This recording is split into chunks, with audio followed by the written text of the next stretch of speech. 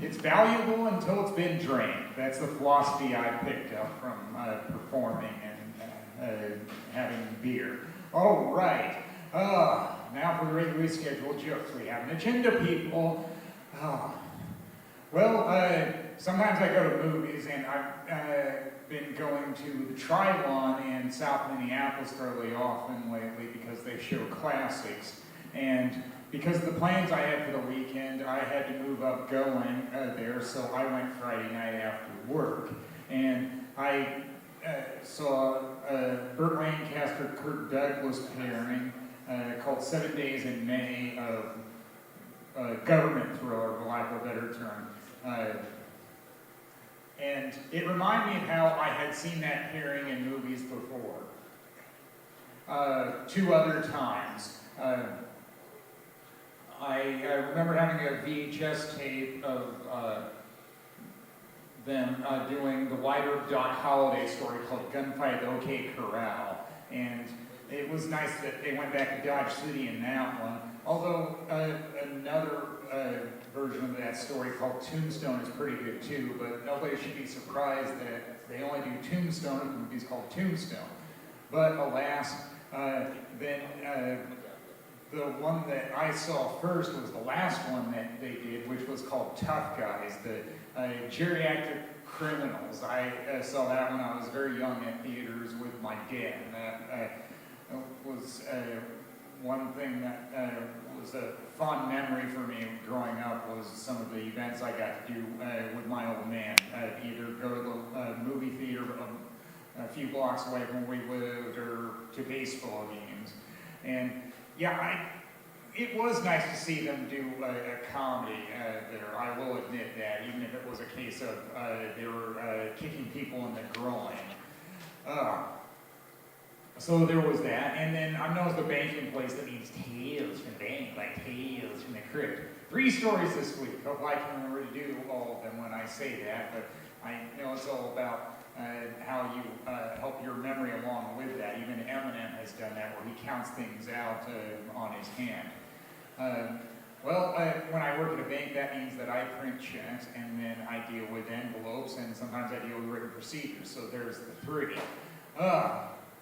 Printing checks. There was one request from a customer service manager this week that she called a hot potato, and then I reviewed it, and it was like, okay, looks like a garden variety overnight request to me. Put it in the UPS box, and then send out the tracking number to her.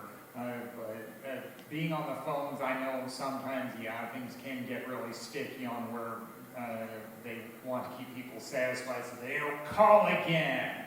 So to me, it was all in a day's work just doing another check being overnight by UPS. So yeah, yay for helping somebody out, I guess. And then written procedures, I was reviewing them this week, even though I knew that they were outdated because they listed people in there that I had never worked with, and I had to change it to the people that I work with now.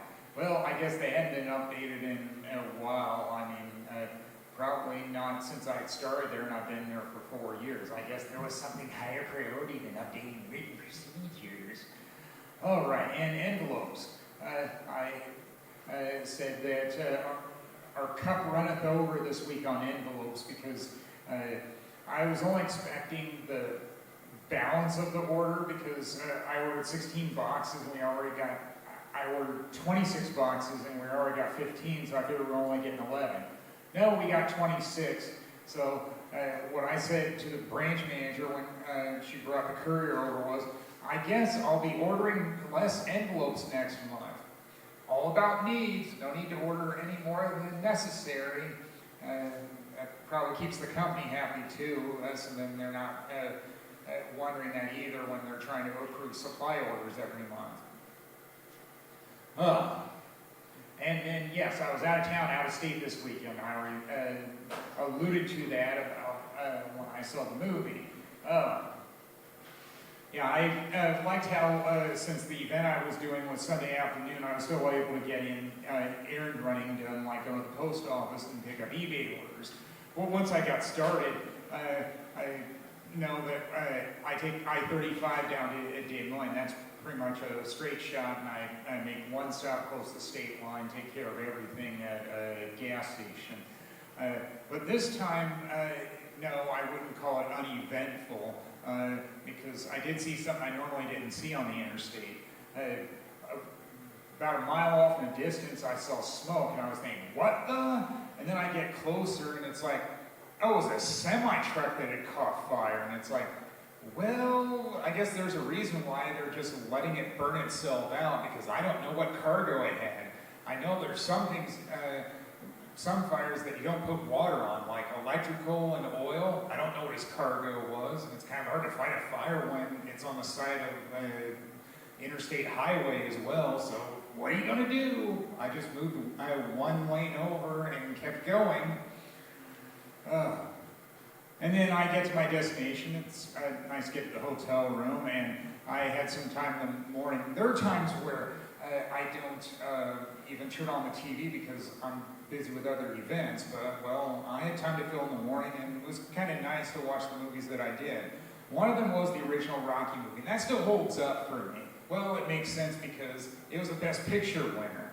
And then the passion in it. I like passion in performing, and there definitely was passion in it, in the way that people were arguing with each other, for lack of a better term.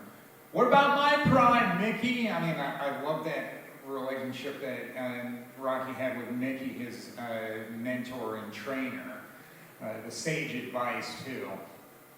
And then the one I saw before that was I, Tonya, about the figure skating scandal, and to me it was a big deal to see another version of a song in it, Passenger, by Iggy Pop, but this time with Susie and the Banshees. So it's like, that adds to my music knowledge, seeing all these songs get remade or covered. I mean, it still blows me away how many times that happens, but I guess if it was good once, it might be good again. And then I get to my aunt's birthday party in Southern Iowa, so it was about an hour farther south, close to the Missouri line. And I ended up getting a few things there, even though I wasn't a guest of honor. Baseball jersey didn't fit my stepfather. I got that because it was a Twins jersey. It's like, yeah, it fits me. I'll wear it. And then I got pictures of late grandparents, and then even of me when I was a kid wearing a Snoopy shirt. It's like, yeah, I definitely like having that. It's a reminder of how being a fan of Charlie Brown and Snoopy goes back even farther than I thought. Where I was thinking it just went back to 8 when I won a reading contest. Nope, at least 5, I guess, if I'm wearing that shirt. Then I capped it by watching watching football with my college roommate, and it was fun to see some of the things that he had for Halloween, how he'll try to scare the neighbors, I guess, Jason, so Friday the 13th. I almost had it confused with Michael, which would be Halloween, but it's like, well, at least he didn't do that to me when I rang the doorbell. Well, that'll do it for me. Thank you all, been great.